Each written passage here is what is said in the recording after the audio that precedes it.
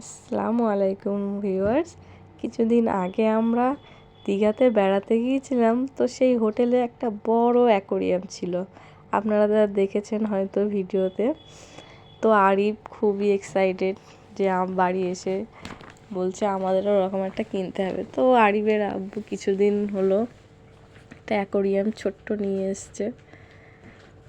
আমাদের বড় রাখার জায়গা নেই বলে ঘরের ভিতরে, ওই জন্য ছোট্ট অ্যাকোরিয়ামটা নিয়ে এসছে।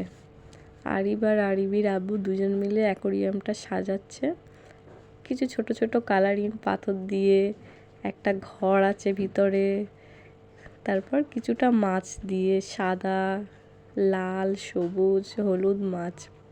তো ফাইনালি এই টেবিলের মধ্যে রাখা হলো। সত্যি বলতে মাছগুলো দেখতে এত সুন্দর, মানে আরিফ যতটা না খুশি হয়েছে তার থেকে বেশি আমি খুশি। মাছগুলো দেখলে মনে যতই দুঃখ কষ্ট থাকুক, মনটা পুরো ভরে যায় দেখতে এদের।